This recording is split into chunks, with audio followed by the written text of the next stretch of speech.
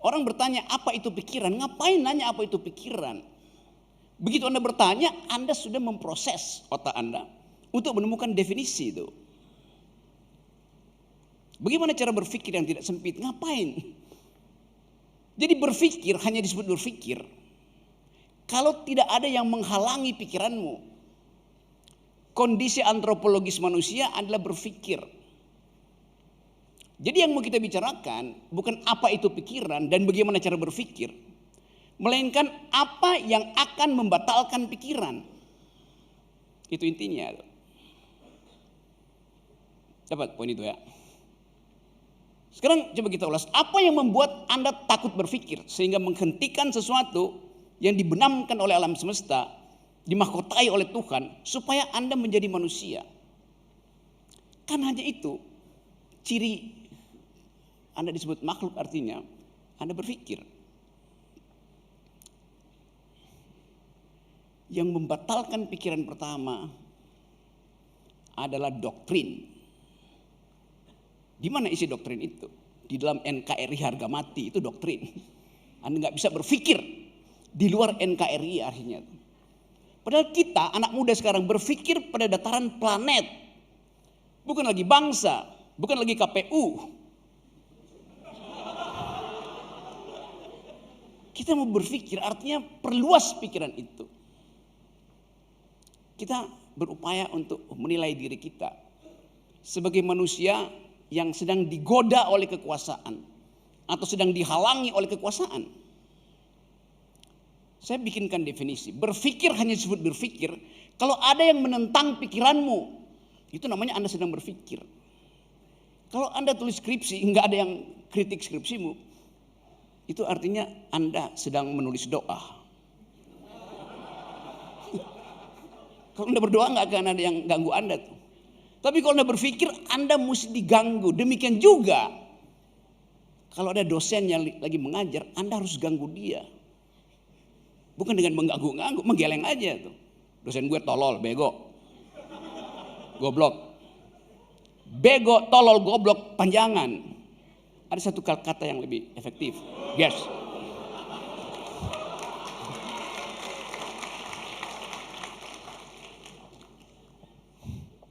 Jadi hidup itu adalah berpikir dan mengundang orang untuk mengganggu pikiranmu. Ada seseorang di negeri ini yang sudah 9 tahun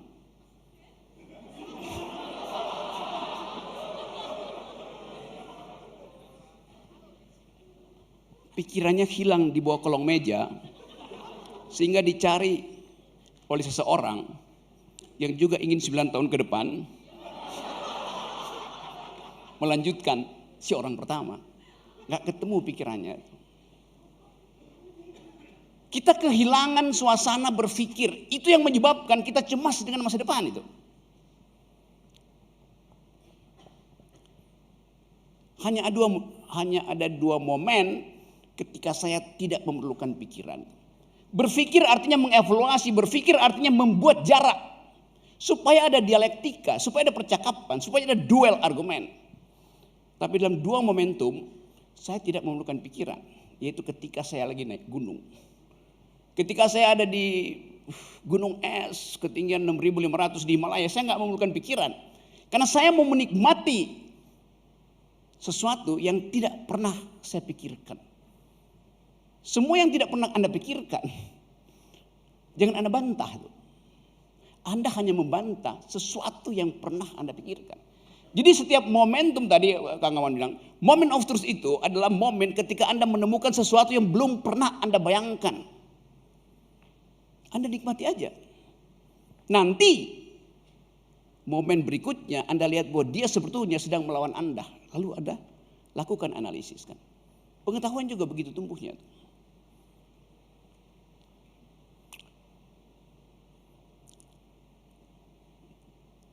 Kalau Anda naik gunung, di gunung es misalnya minus 20, kecepatan angin 90, Anda tidak perlu berpikir, Anda nikmati aja. Sebab Anda tidak mungkin untuk mengevaluasi keadaan di dalam situasi yang betul-betul eksistensial. Anda salah melangkah, Anda jatuh ke jurang. 3.000 meter jurangnya. Kalau Anda ada di Himalaya. Jadi nikmati aja tuh. Biarkan insting Anda bekerja. Tentu Anda punya peralatan altimeter, barometer segala macam. Tapi itu hanya peralatan. Kenikmatan Anda adalah mengalami secara eksistensial kebebasan Anda. Dan Anda hitung kalaupun Anda tewas karena suhu dingin, itu kebahagiaan Anda. Dasarnya itu. Jangan ada jarak dengan pengalaman otentik Anda. Jangan ada jarak. Tadi sebelumnya temanya apa? Cinta dan perbudakan.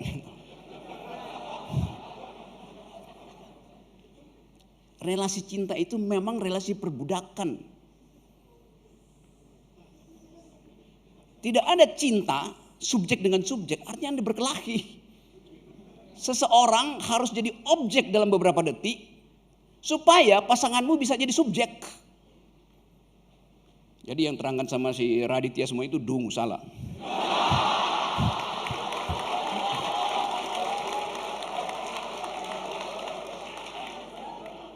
Sama seperti ketika Anda berciuman. Tidak mungkin Anda mencium, dia mencium Anda. Gak ada nikmatnya. Mesti seseorang pasif, yang satu aktif, gantian gitu namanya berciuman. Masa berebut congor.